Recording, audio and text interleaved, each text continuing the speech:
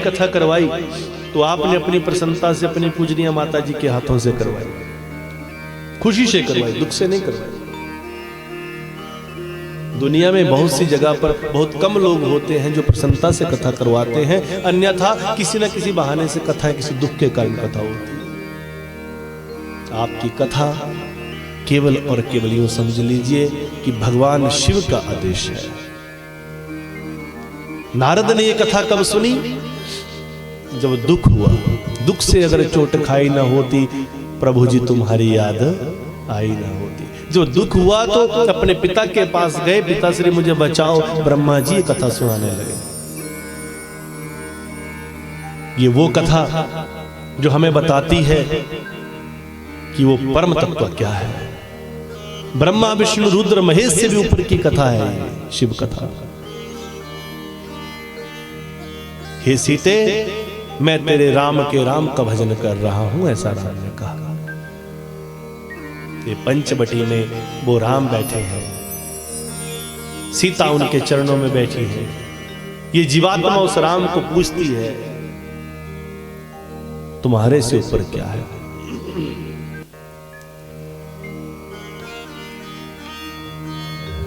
तो ये पावन कथा ब्रह्मा जी नारद को सुना रहे हैं, और ये समझ लो कि यही पावन सार तत्व पंचवटी में बैठकर राम ने सीता को भी सुनाया। राम ने सीता को पंचवटी में बैठकर ये परम तत्व सुनाया, और माता सीता ने ये परम तत्व सुना।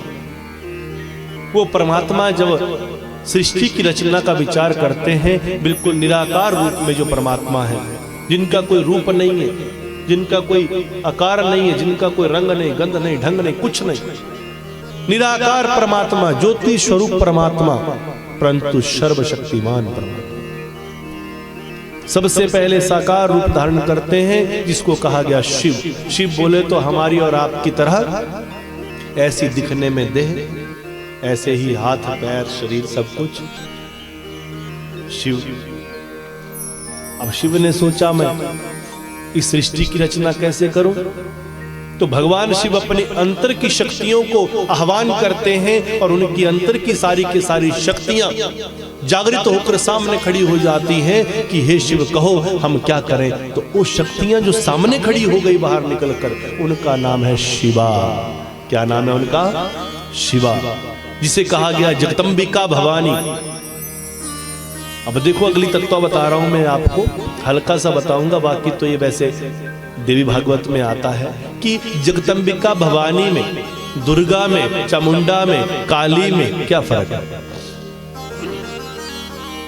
वही फर्क जो ब्रह्मा विष्णु रुद्र महेश और परम शिव में है, वही फर्क दुर्गा चामुंडा काली और जगदंबिका भवानी में।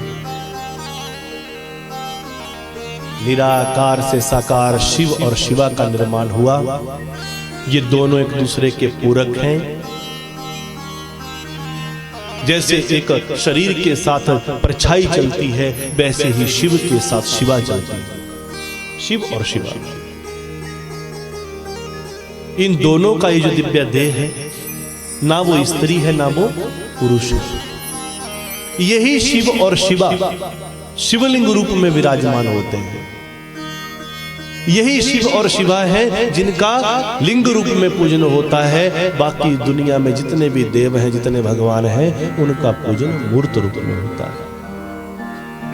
शिव और शिवा एकत्रित एक शक्ति समूह, उनके दक्षिण भाग का 10वां अंश, 10वां हिस्सा, उससे एक प्राणी पैदा किया गया, उसका नाम रखा श्री हरि विष्णु।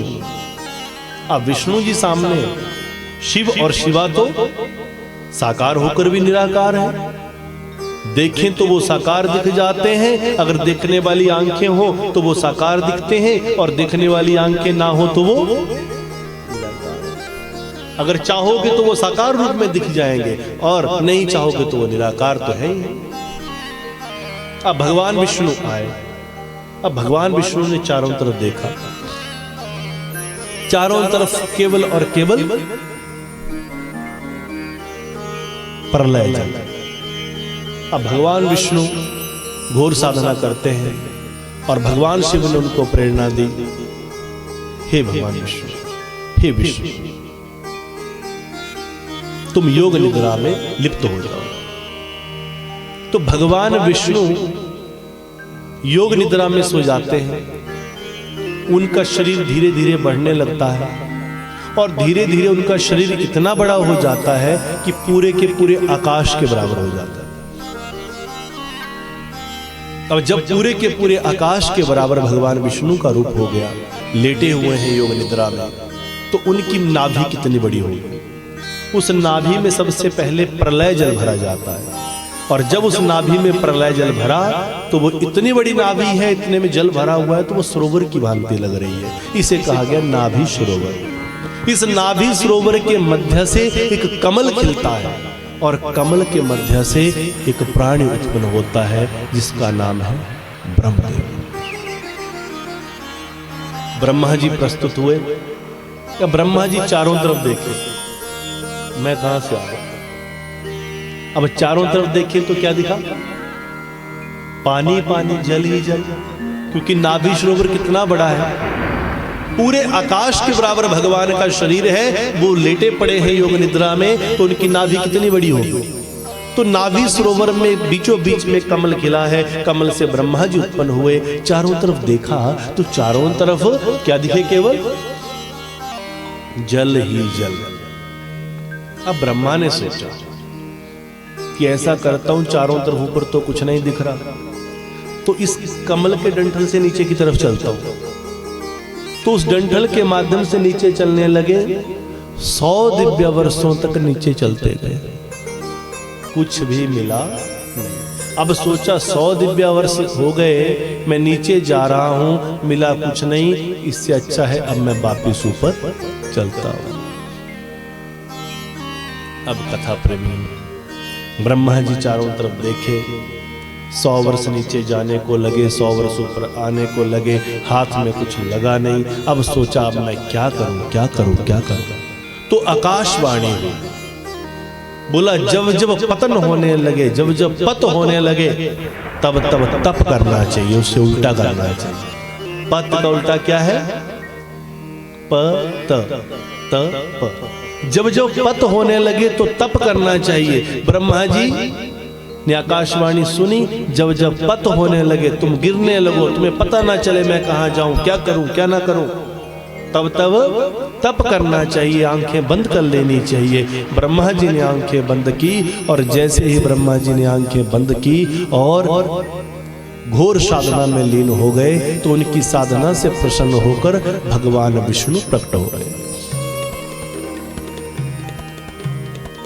अब बड़ा ही सुंदर स्वरूप चतुर्भुजाकारी भगवान विष्णु प्रकट हुए।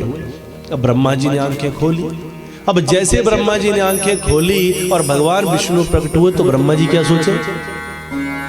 देखो, इस पूरी की पूरी सल्तनत में सबसे पहला कौन हूं? मैं। और मैंने साधना की, इसलिए मैंने इसको पैदा कर दिया। अब ब्रह्मा जी बोले, आओ मेरे पुत्र, आओ आओ मेरे पुत्र, मेरी भक्ति से तुम प्रकट हुए। अब विष्णु जी क्रोधित हुए। विष्णु जी ने बोला, हे मूर्ख ब्रह्मा, मैं तुम्हारा पुत्र नहीं हो, तुम मेरे पुत्र हो, तुम मेरे नाभि कमल से पैदा हुए हो। जिस कमल से तुम पैदा हुए हो, ये मेरी नाभि सरोवर के बीच में खिला है। अब ब्रह्मा जी बोले, देखो, मूर्ख बनाने को भी मैं ही रह गया। मेरे सामने खड़ा है, मेरी भक्ति से पैदा हुआ और कह रहा है मैं इसके नाभि कमल से पैदा हुआ। दोनों के बीच में युद्ध चल रहा। एक बोले मैं पिता तू पुत्र, दूसरा बोले मैं पिता तू पुत्र। दोनों के बीच में युद्ध जो छिड़ा, अब युद्ध छिड़ा, ब्रह्मा जी ने, अब साधना तो दोनों ने की है, दोनों भगवान से ही पैदा हुए हैं। अल्टीमेटली दोनों कहां से पैदा हुए हैं? ब्रह्मा जी विष्णु से पैदा हुए, विष्णु जी भगवान के मध्य से पैदा हुए, दक्षिण भाग के दशम अंश से। अब शक्तियां दोनों में पूरी। ब्रह्मा ने अपना ब्रह्मास्त्र उठा दिया और भगवान विष्णु ने अपना पाशुपतास्त्र उठा दिया। दोनों के बीच में युद्ध होने लगा और जब युद्ध की संभावना हो गई, भगवान महाशिव शिव और शिवा सोचने लगे, ये तो बड़ी आफत ले ली भाई, अभी सृष्टि की रचना हुई नहीं और ये तो पहले ही प्रलय में उतरा।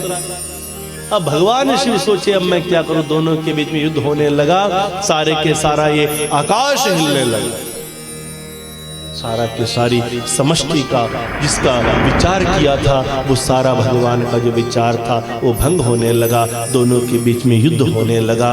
और कथा प्रेमियों, उसी समय उन दोनों के मध्य में भगवान परम शिव की कैसी लीला हुई कि एक बहुत आसमान से ऊंचा और नीचे से नीचे एक अग्नि स्तंभ प्रकट हो जाता है। अग्नि ही अग्नि, अग्नि ही अग्नि, अग्नि ही अग्नि। बोलिए शिव शंकर महादेव की। अग्नि स्तंभ, स्तंभ बोले तो एक पिल्लर, एक खंबा, अग्नि का खंबा ऐसे खड़ा हो गया दोनों के बीचों बीच में। नीचे को देखें कोई पता नहीं कहां तक है, ऊपर को देखें पता नहीं कहां तक है। अब दोनों सोच रहे हैं। अब दोनों ने बोला भैया ये ठीक है, दोनों के दोनों चलो, एक ऊपर चलो एक नीचे चलो।